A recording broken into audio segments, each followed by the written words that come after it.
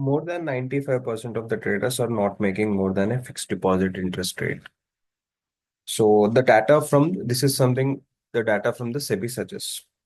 So in order to examine this hypothesis and to understand the odds in favor of and odds against timing the market, we have calculated the Sensex returns and check what if a person avoids 10 worst trading days and what happens to the same person in the process of avoiding these worst trading days, he ends up avoiding the best 10 trading days.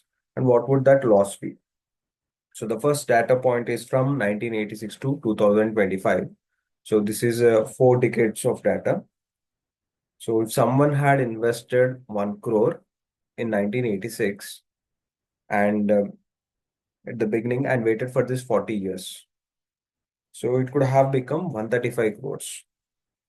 If this person tried avoiding the 10 worst trading days, so these are the dates on which the Sensex has tanked the most. So his return would have been around 389 crores, right? And in the process of timing these 10 worst trading days, what if this guy has ended up losing out on the best 10 trading days? So these are the best 10 trading days in the last 4 decades. So his portfolio would have been worth like around 33 lakhs. That means he would have lost around 67% of the original invested value. So again, if you add inflation to it, probably it is like close to zero. And this table shows like what are the worst number of trading days and the best number of trading days in the last 4 years, in which year they were. Right. Now let's just check if there is a higher chance of success if we are dividing by decades, 4 different decades rather than the entire 4 decades. So now from 1986 to 1990. So again, it is the same process. The person would have invested around 1 crore at the beginning, right? And if you do the same math, he would have lost 63% of the portfolio value if he missed out on this 10 best trading days. So these are the 10 worst trading days. In this case, if he was successful, this is something which he would have achieved. So this is a 100% probability because you are not touching it, you are just staying put. So in the next decade from 1996 to 2005, let's see if the story has changed. But again, nothing much has changed. Only the loss has decreased. So it was from somewhere 63% to now the loss is at 49%. So, and again, missing the 10 worst days, it is like huge. It does a huge benefit to the portfolio. But again, look at the odds. It's just only 0.4%, even here and here of the entire trading days. Right. Again, these are the 10 worst trading days, best 10 trading days. And everything is occurring actually parallelly as well in the similar years. Right. And if we go to 2006 to 2015, here it is just 52%. And again, the odds are like 0.4%. And the same thing, the 10 best days and the 10 worst days. So in from 16 to 15, 25. Only good news is this guy would have made like would have lost 40% instead of more than 60 and more than 50%. That's the only, what do we say, bright spot probably for this a trader who would have done that, right? Same, the 10 worst days and the 10 first days. So to summarize, when we look at the data, the 10 burst days and most of them are occurring in the same year actually, right? If we look at the 1986 to 2025, there is some difference, but if you look at it, 1992, this was during the Harshad Mehta scam. So this you will be having the same probably in the first half, the returns were huge, and in the last half, the returns were not so good.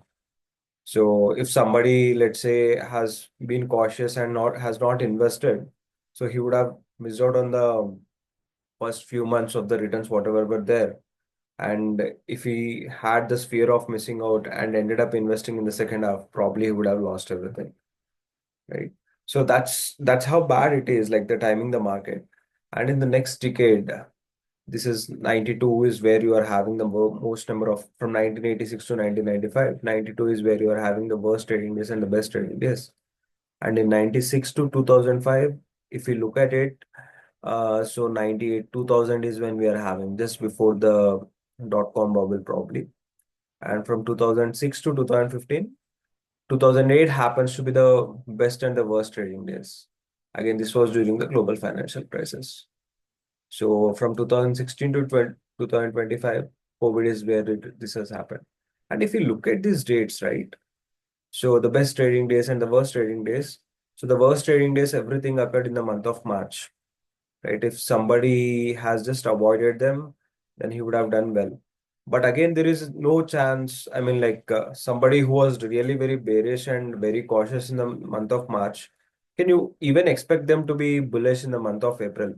So if you look at all the best returns, it two, three, almost like five of them have occurred in the month of March. So in April there was one, and in May there was another. So these are happening on a parallel basis. So somebody who is saying on 23rd he was like bearish, on the 25th, I'm not sure if that person can really become bullish on the country. Right? In 2 days, I don't think anything would have changed, and not just in India, in no other country that will changes.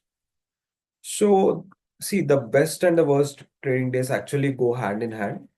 By trying to avoid the worst, an investor may end up losing out on the best days. So that is something which has happened. The most recent example would have been COVID. So if somebody has avoided on 23rd March, I'm sure there is no way that person would have entered market on 25th or on 24th. See, on 20th as well. 28th and 25th are the best days if you look at it. So in the first three best days, and 2020 is 23rd is where the market has stand the maximum, right? So it is always wise to just stay invested in the market and allow the market to work. I mean, like allow the compounding to work its magic. And the best hedge for any investor during a market turmoil would be to have a right asset allocation that matches his or her financial goals, and investing with the right fund manager whose investment strategies are in alignment with your thinking process. So that gives you a lot of comfort actually. So to end with, this video is for an educational purpose only. It is neither a recommendation to buy nor sell the asset class in discussion. Thank you.